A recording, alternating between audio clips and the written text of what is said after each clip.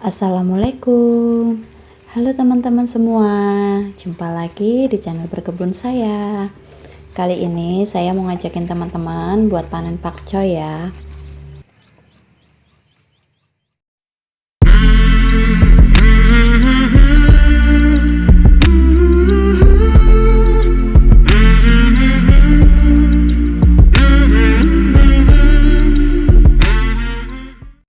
Ayo teman-teman, kita menuju rice bed tempat saya menanam pakcoy. Dan ini saya tanam tumpang sari dengan tanaman paprika supaya menghemat tempat aja ya, karena lahannya itu terbatas. Dan sebagian dari pakcoy ini kemarin sudah saya panen ya teman-teman. Dan ini saya sudah tanamin dengan bibit pakcoy yang baru. Jadi teman-teman, sebelum kita panen, itu sebaiknya kita sudah menyiapkan bibit-bibit yang baru. Jadi kita itu bisa berkelanjutan ya panennya. Jadi bisa terus-terusan panen seperti itu. Dan ini saya panen pakcoynya, saya dengan cara digunting. Jadi saya tinggalin akarnya itu di tanah, biar jadi kompos. Tapi teman-teman juga bisa dengan cara langsung mencabutnya aja ya, atau mengambil daun-daun terluar ataupun daun-daun paling bawah, supaya panennya itu bisa berselang waktu agak lama ya teman-teman.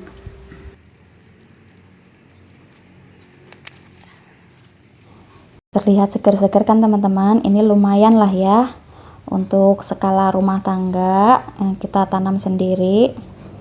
Tanamannya terlihat masih segar dan bisa langsung kita masak untuk kita konsumsi.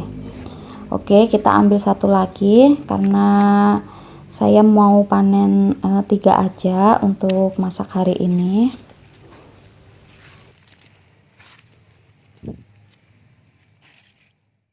Nah, inilah teman-teman hasil panen kita hari ini. Alhamdulillah ya. Nah, segini aja udah cukup buat dikonsumsi saya dan suami ya. Jadi teman-teman, kemarin itu saya menyemai pakcoynya terlalu banyak ya. Akhirnya bibitnya itu nggak bisa tumbuh maksimal di tempat persemaian yang sekecil ini. Ya sudah, akhirnya saya putuskan untuk pindah tanam saja. Karena dia juga sudah tumbuh 2 daun sejati, jadi nggak apa-apa ya. Oke, kita lanjutkan pindah tanam pakcoy ini. Dan ini bibitnya sebagian kemarin udah saya pindah tanam ya. Kalau ada teman-teman yang mau pindah tanam bibit, itu diusahakan sore hari supaya bibitnya itu nggak stres. Soalnya kalau kita pindah di waktu pagi hari, otomatis siangnya itu dia langsung terkena sinar matahari yang terik, akhirnya bibitnya itu bisa layu bahkan sampai gosong dan mati teman-teman. Beda kan kalau kita pindah tanamnya di sore hari seperti ini, udaranya itu agak dingin, jadi dalam waktu semalaman itu dia bisa beradaptasi dulu di tempatnya yang baru. Kita tanam pakcoynya di rice bed sebelah sini ya, di samping rumah. Ini juga udah saya tanemin cabai lalapan yang kecil-kecil itu teman-teman, yang warna hijau. Nah, yang ini kemarin udah saya cicil pindah tanam juga pakcoy. Nanti saya juga mau petik terong ungu ini ya, terong ungu bulat. Mumpung belum ketuaan terongnya, kita panen saja. Karena terong ini tuh kalau sudah terlalu tua atau ketuaan sedikit aja itu udah nggak enak ya teman-teman.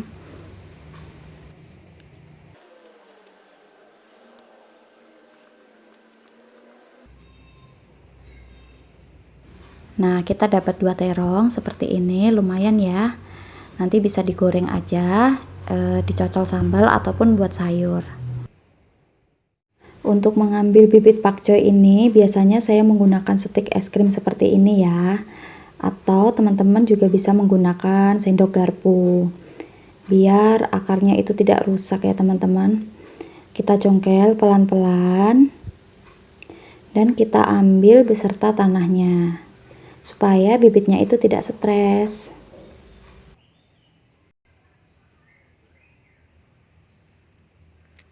Lalu kita pisahin bibit pakcoynya pelan-pelan, jangan sampai merusak akar.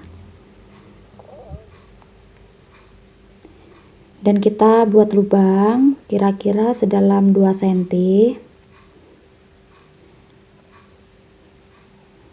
Lalu kita tanam. Jangan sampai ditekan keras-keras ya teman-teman, cukup dikubur aja pelan-pelan. Biasanya saya itu mengubur batang pakcoy setinggi ini ya. Nah, setinggi ini. Biar nanti kalau pakcoynya itu tumbuh agak besar, dianya itu nggak roboh teman-teman.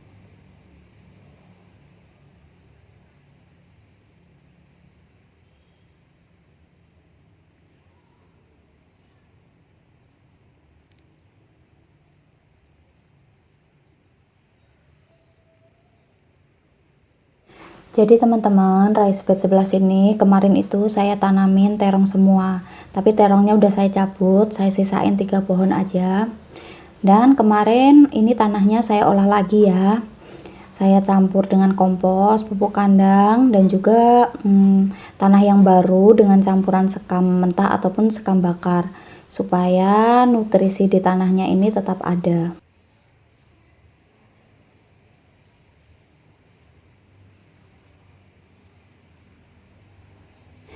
Dan jangan lupa untuk selalu menambahkan kompos atau pupuk kandang setiap 2 minggu sekali ya teman-teman, supaya tanaman kita itu tumbuh dengan subur.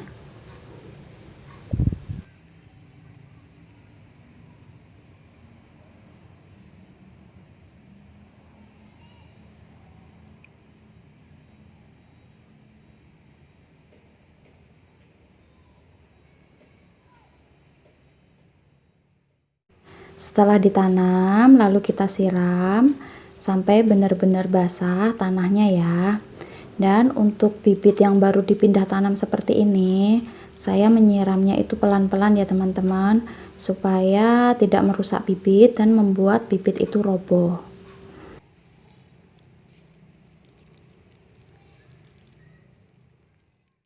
Saya juga mau nunjukin bibit labu kuning yang berhasil numbuh sendiri teman-teman. Karena memang kemarin itu saya sempat masak labu kuning dibuat kolak ya. Lalu bijinya saya buang aja di sini. Dan dia numbuh.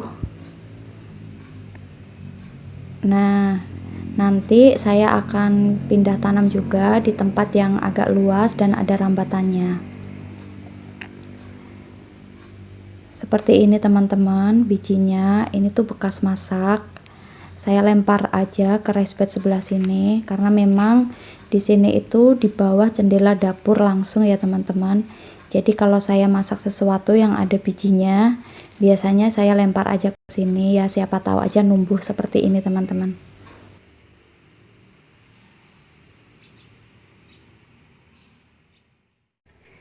Kita ambil bibit labunya dengan cara dicongkel pelan-pelan seperti ini. Usahakan tanahnya itu diikut sertakan ya teman-teman, supaya akarnya itu tidak rusak. Nah, bisa dilihat kan banyak sekali akarnya yang nempel di tanahnya.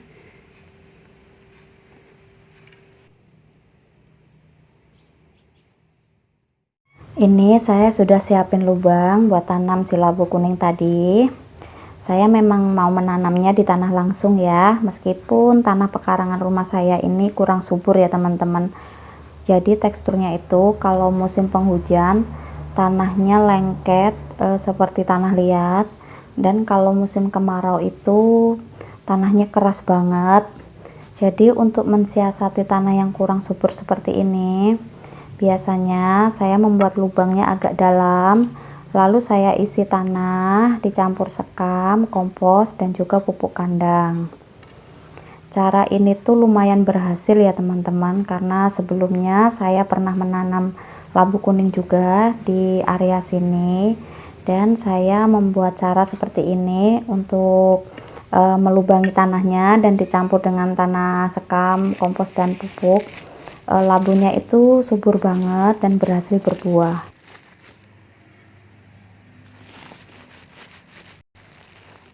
Ini adalah campuran tanah, sekam mentah, kompos dan juga pupuk kandang. Dan komposnya ini saya buat sendiri ya teman-teman. Jadi kalau saya mempunyai stok kompos, saya tinggal beli tanah, sekam mentah, dan juga pupuk kandang di penjual tanaman atau penjual bunga itu ya teman-teman. Nanti saya campur lagi dengan kompos hasil buatan saya sendiri.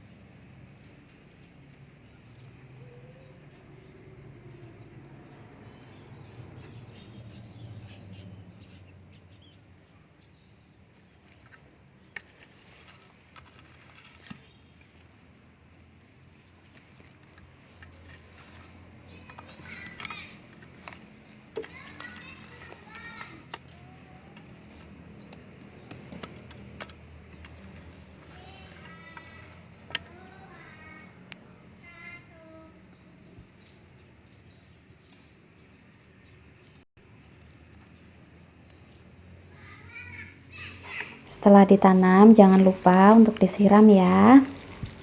Dan kalau teman-teman tahu, saya tanam labu kuning ini itu di bawah tandon langsung ya teman-teman, supaya saya bisa merambatkan batangnya nanti di besi-besi tandon ini.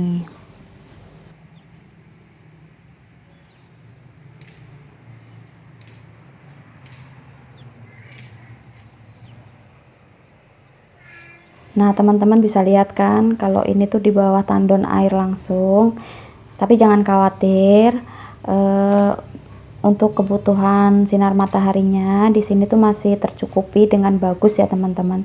Di sini juga saya tanam pare pahit itu, dan subur sekali kan. Ini sudah mulai berbunga tanaman parenya.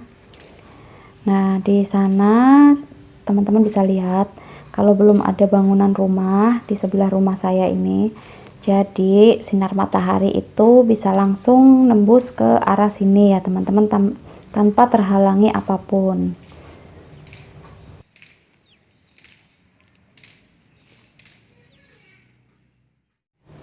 Saya juga mau update tanaman tomat cherry saya. Gak tahu kenapa tiba-tiba daunnya itu layu semua seperti ini dan mati teman-teman.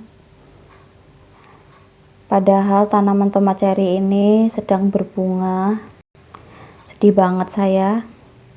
Mungkin kalau ada teman-teman yang sudah berpengalaman menanam tomat cherry, bisa sharing ada apa dengan tanaman si tomat ini, atau mungkin sedang musim penghujan atau bagaimana, jadi terserang suatu hama. Karena saya memang nggak begitu ngerti ya untuk tanaman tomat cherry ini, karena saya baru pertama ini menanam tomat cherry-nya. Kalau biasanya dulu itu saya pernah menanam, tapi tomat sayur itu ya teman-teman, tomat yang biasa, dan itu berhasil berbuah banyak sekali.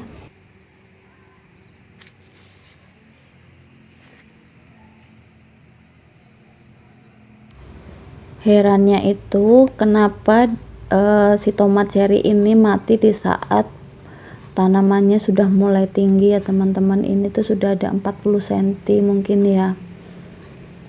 Padahal tanaman ini sewaktu masih kecil dan sampai saya pindah tanam ke polybag itu keadaannya masih baik-baik aja, masih terlihat subur sampai berbunga. Dan pada akhirnya seperti inilah keadaannya. Ya nggak apa-apa teman-teman, ini buat pelajaran aja ya, sebagai kita pekebun pemula, kita bisa mempelajari tentang si tomat cherry ini kenapa. Oke, kita coba aja lihat ke akarnya apakah busuk atau gimana. Kita cabut.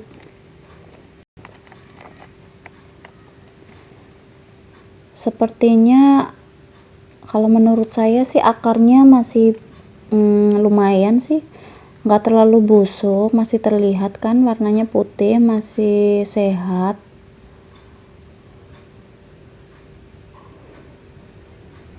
Oh mungkin aja ini diserangnya dengan hama yang menyerang apa itu teman-teman, daun ya, tapi saya memang kurang begitu ngerti hama apa itu.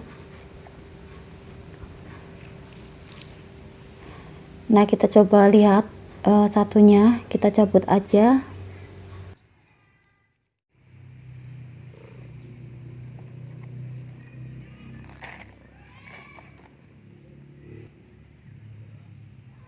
Ini akarnya juga masih terlihat sehat ya, bisa dilihat kan teman-teman, masih berwarna putih. Dan sepertinya nggak ada binatang tanah yang menyerang akarnya. Ya sudahlah, nggak apa-apa, kita masih bisa mencoba bertanam lagi. Mungkin memang lagi musim penghujan, banyak sekali hama dan virus ya teman-teman. Yang penting kita terus mencoba untuk bertanam secara organik. Oke teman-teman, sekian dulu video dari saya kali ini. Sampai jumpa di video-video selanjutnya.